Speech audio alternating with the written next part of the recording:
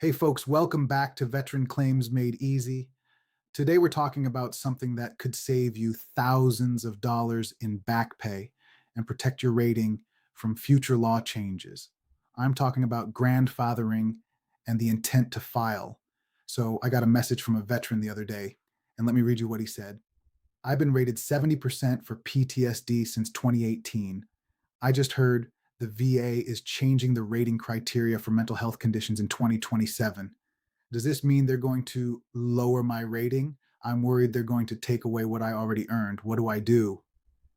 Okay, so here's the deal. It's complicated.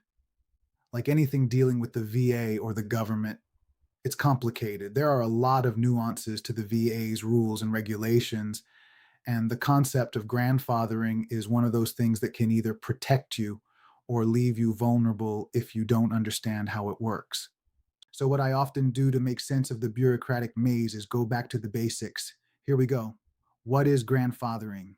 In general, grandfathering means that when the VA changes a rating schedule or updates the criteria for a condition, veterans who are already service connected for that condition under the old rules get to keep their rating under those old rules.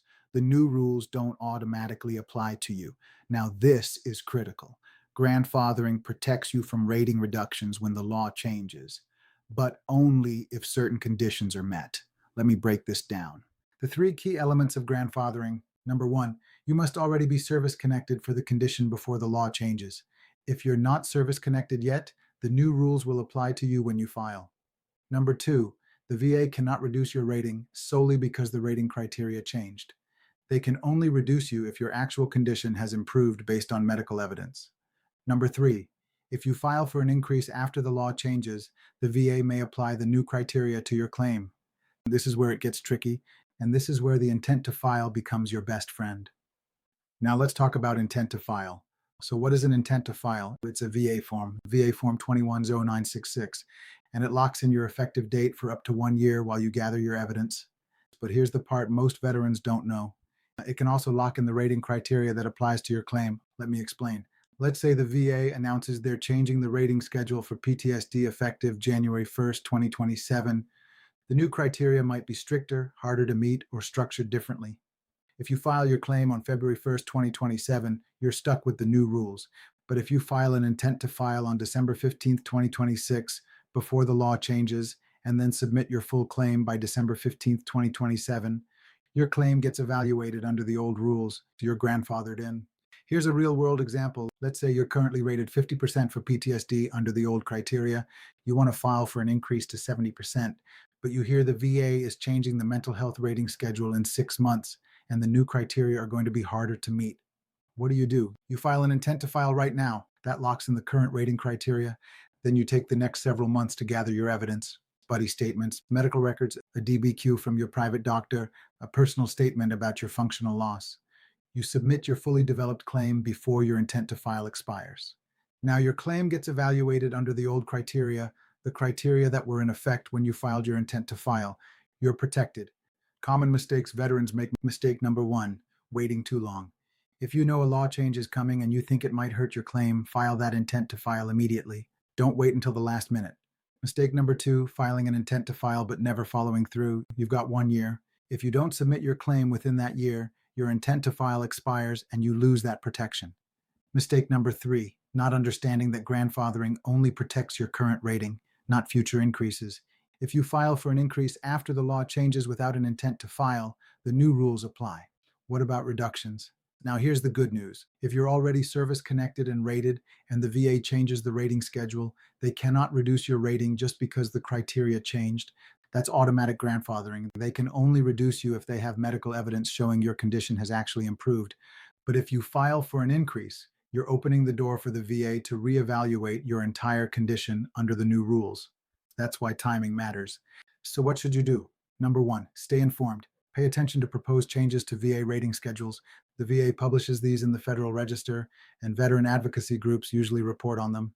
Number two, if you're planning to file for an increase and you hear a law change is coming, file your intent to file before the change takes effect. Number three, use that 1 year window to build the strongest claim possible. Don't rush. Gather your evidence, get your DBQs, write your personal statement, submit a fully developed claim. Number four, if you're already rated and you're not planning to file for an increase, you're protected. The VA cannot reduce you just because the law changed. The bottom line, grandfathering protects veterans from unfair rating reductions when the law changes. The intent to file is your tool to lock in favorable rating criteria before those changes take effect. But you've got to be proactive. You've got to pay attention and you've got to file strategically. This isn't about gaming the system. This is about protecting what you've earned and making sure you're evaluated fairly under the rules that were in place when you took action.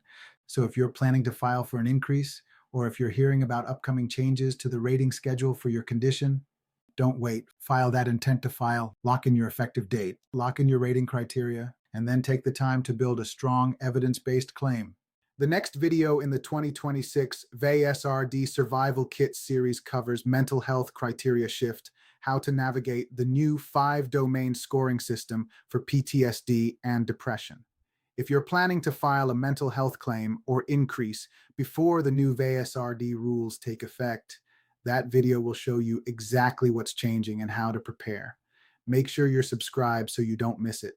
If you need help understanding a VA decision letter right now, head over to veteranclaimsmadeeasy.com to resources and use the free VA letter translator. It breaks down VA language into plain English so you know exactly what the letter is saying and what to do next. If you're preparing a claim for an increase and you want help identifying evidence gaps before you file, consider the VA Claim Readiness Review. It's a one-time flat fee service that walks through your evidence, shows you what's strong, what's missing, and what to fix before you submit. No pressure, no contingency fees, just clarity before you file. And if you want a follow-up video on exactly how to use the intent to file strategically to maximize your back pay and lock in favorable rating criteria, comment intent below and I'll make that next. If this video helped you understand grandfathering and why timing matters, hit the subscribe button. I put out clear, honest VA claim guidance every week for veterans who want to file with confidence, not confusion. My goal is never to mislead, only to empower you with accurate, honest, and actionable information. Semper Fidelis and God bless.